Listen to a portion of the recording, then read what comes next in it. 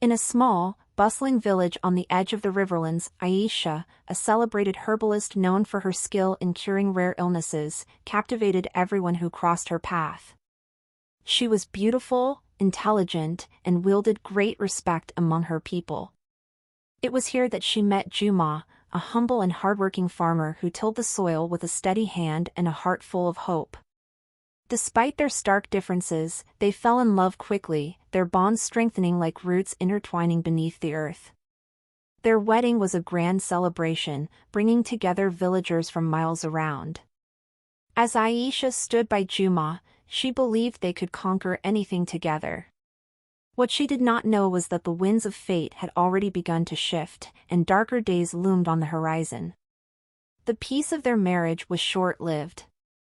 Rumors began to spread of tensions with a neighboring village, fueled by a failed harvest and accusations of stolen crops.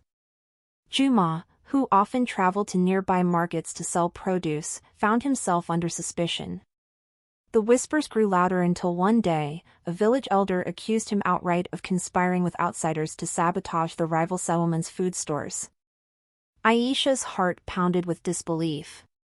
How could anyone think Juma capable of such treachery? She swore to prove his innocence. As the village council debated what to do, Juma was detained and placed under watchful eyes. Aisha, determined to free him, began to dig into every rumor and accusation, seeking the source of the lies.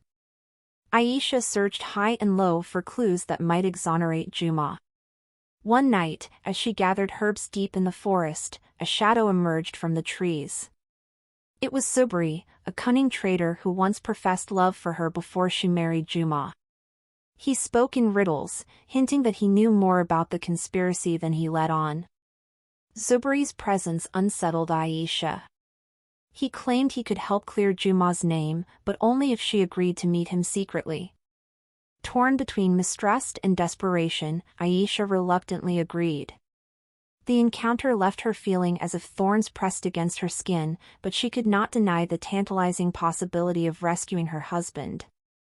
The council grew impatient as their deliberations dragged on. Aisha pleaded with them for more time, insisting she could prove Juma's innocence. Meanwhile, whispers of betrayal crept through the village like a snake, coiling tighter around the couple's reputation. Aisha kept her meetings with Zuberi a secret, believing it was the only way to protect Juma. Zuberi offered scraps of information each time they met, keeping her on edge. He spoke of secret gatherings, mysterious dealings, and veiled threats. But when Aisha pressed him for more details, he would only smile, a smile that sent chills down her spine. She began to suspect that Zuberi's involvement was more sinister than he admitted. Juma's imprisonment weighed heavily on him. His once bright eyes were now shadowed with fatigue, but he refused to let despair claim him. He trusted Aisha to find the truth, even as he sensed her growing distance. Each time she visited, he noticed her hesitation and the flicker of worry in her eyes. But he chose to believe in her love and her promises. Unbeknownst to Juma, Aisha was spiraling into a web of deceit. She discovered that several influential figures within the village council had ties to the rival village. If she exposed their corruption, it would mean war. If she stayed silent, Juma's life would be forfeit. Zuberi's role in the conspiracy became clear. He sought to manipulate her, playing both sides against each other. Desperation gnawed at Aisha. Late one evening, she found a hidden ledger that detailed secret transactions involving council members. As she read, her hands trembled. The ledger contained damning evidence, but also a note from Zuberi. He demanded that she publicly denounce Juma to prove her loyalty to him. Aisha felt the walls closing in. Betrayal coursed through her veins like poison. Zuberi revealed his true intentions the next night. He admitted that orchestrating Juma's downfall was part of a grander scheme to weaken both villages, leaving him poised to seize power. When Aisha refused to comply with his demand, he threatened to expose her past indiscretions, tales of forbidden moments that could destroy her. Determined to thwart Zuberi, Aisha made a calculated risk. She confronted him in the marketplace, surrounded by villagers, hoping to force his hand. But Zuberi was one step ahead, producing false documents that painted her as a willing participant in the conspiracy. The crowd erupted in gasps. In a cruel twist, Aisha was now implicated alongside her husband. Juma, hearing of Aisha's supposed betrayal, felt the ground crumble beneath him. His heart ached with confusion and rage. Could the woman he loved have truly allied herself with their enemy? Doubts festered, weakening his resolve. Aisha, seeing the pain in his eyes, vowed to make Zuberi pay for every lie. The village council announced a public trial, demanding that both Aisha and Juma defend themselves against charges of treason. On the day of reckoning, villagers gathered under a blazing sun. Aisha spoke with fierce conviction, pleading for the truth to be heard. She produced the ledger and exposed the council's corruption, naming names and detailing their secret dealings. Chaos erupted. The accused council members denied everything, but the seeds of doubt were sown. Just as the tide seemed to turn in Aisha's favor, Zuberi emerged with witnesses of his own. He claimed Aisha had tried to seduce him into framing Juma, a twisted mix of truth and lies designed to shatter her credibility. Faced with mounting pressure and betrayal on all sides, Aisha's world crumbled. Villagers who once respected her now spat at her name. Juma, though wounded by her perceived betrayal, chose to stand beside her. He could not deny the love they once shared, nor could he ignore the look of anguish in her eyes. Together, they resolved to expose the entire conspiracy, no matter the cost. Zuberi, sensing that his hold on power was slipping, grew increasingly desperate. He arranged for an attempt on Juma's life while he remained in custody. The assassin failed, but the incident further inflamed tensions between the villages. War seemed inevitable. Realizing they could not win alone, Aisha and Juma sought allies among neighboring villages who had suffered at Zuberi's hands.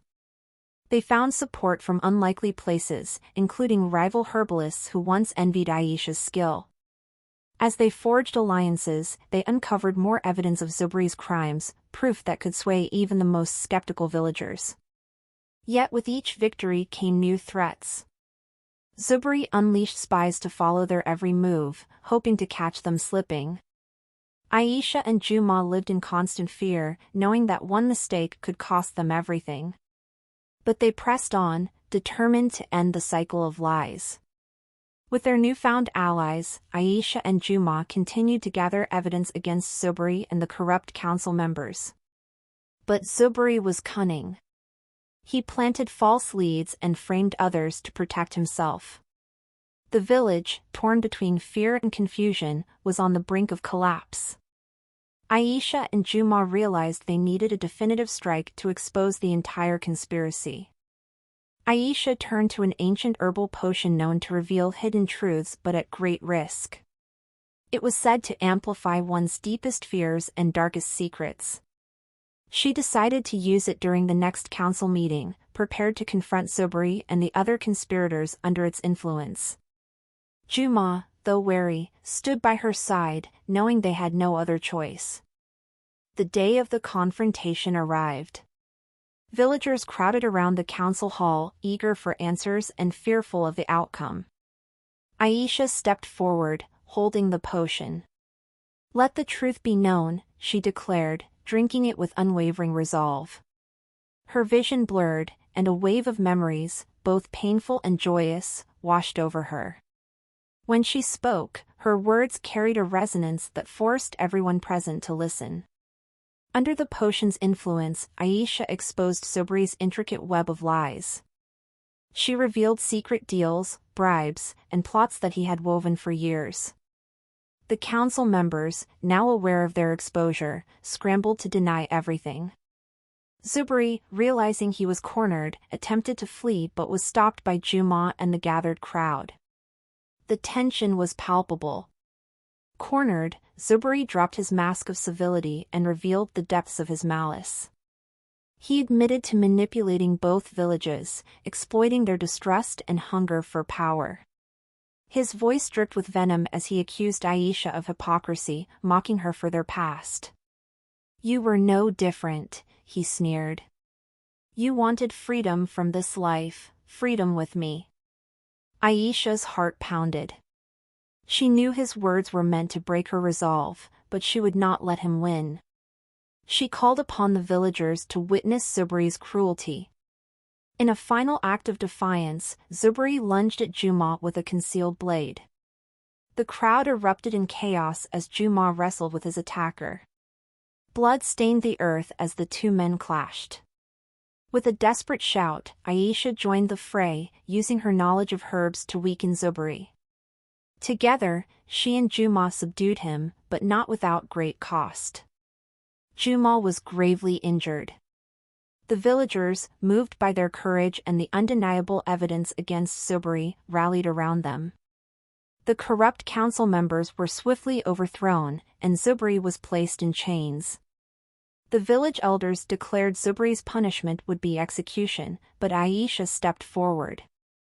"Let him live, so all may remember the poison of his deceit," she said. Her words were met with mixed reactions, but the decision was made: Zuberi would spend the rest of his life in isolation, a prisoner of his own machinations. As peace returned, Aisha dedicated herself to healing Juma. She worked tirelessly, using every remedy she knew. Their relationship, though strained by the trials they endured, began to mend. Each night, they spoke of their pain and their hopes for the future. The weight of their shared experience bound them tighter than ever before. Juma, though weakened, found solace in Aisha's unwavering love. "I never doubted you," he whispered one night. Aisha wept, knowing how close they had come to losing each other. Together, they vowed to rebuild not just their lives, but the trust and unity of their village. The village, shaken by recent events, turned to Aisha and Juma for guidance. They became symbols of resilience and truth. Together with their allies, they worked to mend ties with neighboring settlements and establish a council that would serve the people rather than their own interests. The process was slow and fraught with challenges, but hope glimmered on the horizon. Aisha's skills as a healer were needed more than ever. She traveled between villages, tending to the wounded and sick. Juma, despite his injuries, resumed farming with renewed purpose. They found strength in their work and in each other. Yet, even as they built a new life, shadows of the past lingered. Zuberi's imprisonment brought temporary peace, but remnants of his influence remained. Discontent festered among some villagers who still harbored grudges. Aisha and Juma were forced to confront old enemies who sought to undermine their efforts at unity. One night, a group of masked men set fire to their home, nearly costing them their lives. The attack reignited Aisha's fears. She realized that true peace required more than exposing the truth; it demanded constant vigilance. Together with their allies, she and Juma rooted out those who clung to Zuberi's ideals. One by one, they dismantled the remnants of the conspiracy, leaving no room for darkness to thrive.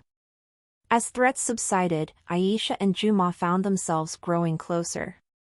The trials they faced together strengthened their bond, reminding them of the love that first drew them together. They built a new home on the ashes of the old, a testament to their resilience. Villagers came to celebrate, bringing gifts and blessings. During the festivities, Aisha took Juma's hand and spoke of forgiveness and healing. She asked for unity among the villages, urging them to set aside past grievances. Her words resonated, and for the first time in generations, peace seemed possible. Tears streamed down Juma's face as he saw the strength and compassion in his wife. Years passed, and the village flourished under new leadership. Aisha and Juma were respected elders, guiding the next generation with wisdom and compassion. The scars of their past remained, but they wore them with pride. Together, they taught young couples about the power of trust and the cost of betrayal. One day, a young girl approached Aisha, seeking to learn the art of healing. Aisha saw herself in the girl's eager eyes and agreed to teach her. It was a moment of renewal, a promise that the knowledge and strength they fought for would endure. On a warm evening, Aisha and Juma sat beneath a sprawling tree, watching the sun dip below the horizon. "We've come far," Juma said, his voice full of emotion. Aisha nodded, knowing their journey had been marked by pain, love, and redemption. They had fought for the truth, for each other, and for their people. As the stars appeared, Aisha leaned close. "We will continue to fight," she whispered. "Not with swords or lies, but with truth and compassion." They held each other tightly, content in the knowledge that their love had triumphed over darkness. The village's laughter echoed in the distance, a reminder that hope, once kindled, could never be extinguished. Thus, the tale of Aisha and Juma, a story of love, betrayal, and redemption, came to an end, leaving behind a legacy that would be told for generations to come.